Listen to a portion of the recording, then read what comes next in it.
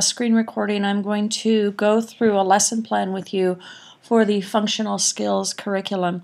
This particular lesson plan is for the domain known as domestic, and the target skill chosen for Ryan is brushing his teeth. The prerequisites refers to the skills that the student is going to need in order to move through the steps of brushing his teeth independently. So the student is going to have to be able to grasp something. And for this particular lesson, if a student is capable of grasping something like a pencil wrapped in duct tape, it shows that he has the ability to grasp onto a toothbrush. The student will also show the ability to use an automatic dispenser because the toothpaste will be in this type of dispenser. And also he should show the ability to turn on a faucet. He should be able to bring things to his mouth, such as a spoon to his mouth, a straw to his mouth, etc. He will know how to, or should know how to, rinse his mouth with a squeeze water bottle.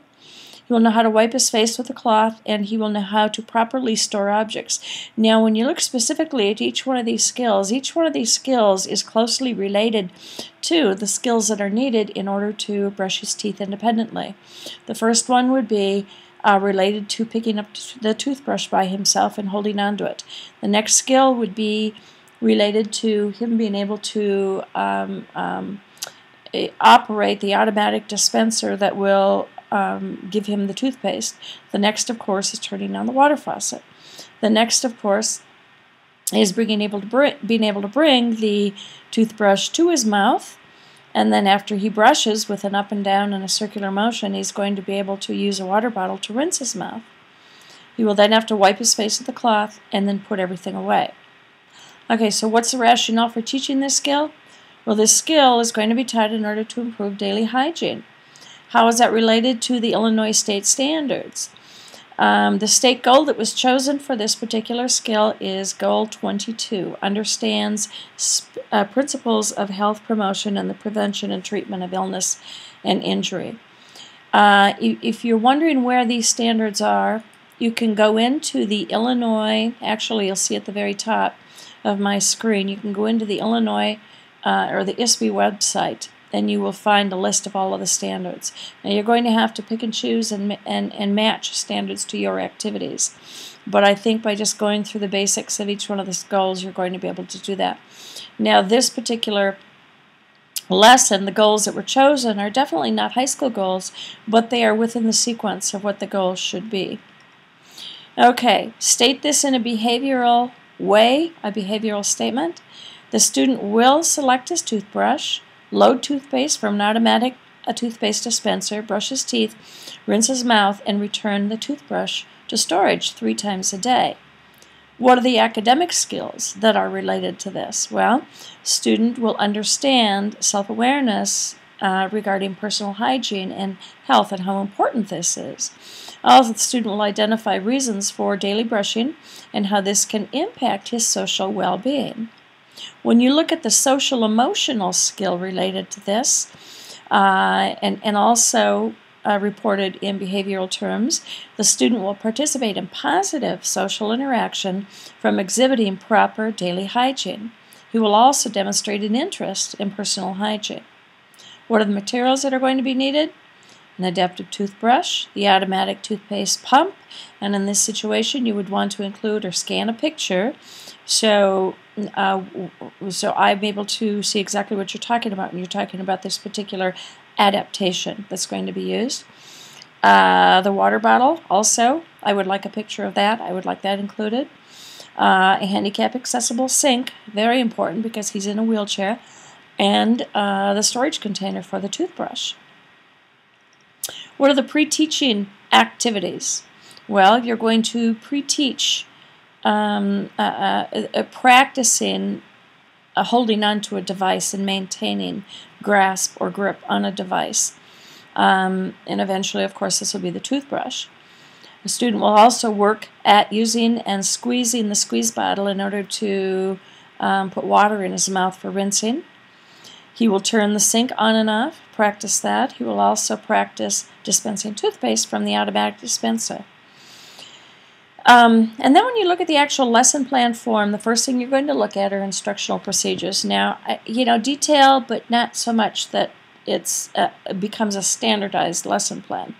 So in this particular case, the strategy called modeling is going to be used, and whoever is going to be the instructor, the teacher, will model brushing teeth and include all of the steps, including removing the toothpaste from the case, loading toothpaste onto the brush, using circular motions at the top, yada, yada, yada. You can read that on your own.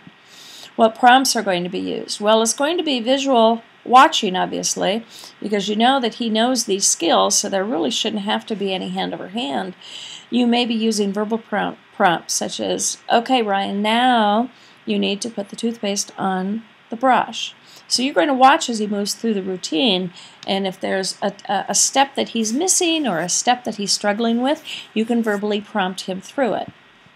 The guided practice will be that the student will remove the toothbrush from its holder, load toothpaste onto the brush, brush teeth with circular motions. So these are the skills that are going to be practiced. Now the independent practice and check for understanding will take place when the student actually models being able, shows you, demonstrates that he is able to independently brush his teeth following the guided practice. So what will be the evaluative procedure? Well, it's going to be the follow-through that takes place at home. And so in this particular case, these students asked that the parents would receive a checklist to monitor the students' teeth brushing activities. And this checklist would include each one of the steps, and as the parent observes the child, would check off the steps that are correctly or successfully maintained. Okay, now let's look at the inclusive teaching strategies. Well, this is this student's, Ryan's daily routine according to these students. When can the brushing teeth be incorporated into this routine? Well, it looks like we've got, when he arrives in the morning after he has breakfast, he's going to brush his teeth. After lunch, he's going to brush his teeth. In the afternoon, during social snack time, he's going to brush his teeth. And also, during his work period, the OT will teach the lesson, and this is going to be on Monday. So that will be the guided practice on a pretty regular basis. And then, with assistance or with somebody monitoring him, he will be brushing every day. Okay, and then there's a description of what's going to happen. Student will eat breakfast upon arrival at school. After eating breakfast, student will brush teeth in the classroom with assistance. On. You can read the rest on your own.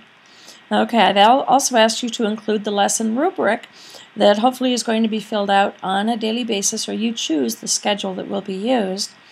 In this particular case, the student will earn 3 points for independent brushing if the independent brushing is inconsistent, and in this particular situation, the criteria is 2 out of 3 successful daily brushings. Student will receive a 2. Emerging, the student will receive 1 out of 3 successful brushings. Student will receive 1 point. If there is no evidence whatsoever of successful brushing, of course, the student receives no points. When the student, and what hasn't been included, is when exactly you feel that this is going to be accomplished, and you could set criteria such as a student will show independent brushing daily for 1 week, or daily for 10 days, or daily for 7 days, whatever you think the criteria is. Usually when you look at attaining a new skill, teaching a new skill, no matter what the level is of the student, if you're not seeing some type of progress within 7 to 10 days, it's time to move on or change the way in which you are presenting that particular lesson or that particular skill. Okay, I hope you have found this to be helpful. This is how your lessons will be set up. You are making a decision as to what skills you want to teach the child, as long as they appear to be appropriate and they appear to be within the interest and skill set, and teaching this student a level of independence or what is needed for transitioning into the real world, you'll be in good shape. Now, if you'd like to go through a Google Docs with me that's absolutely fine, and we can look at your lesson plan. We can also do it through a Skype session. My Skype name is Glamma P. I'll actually put it at the top here so you have it. It's GLAMMAP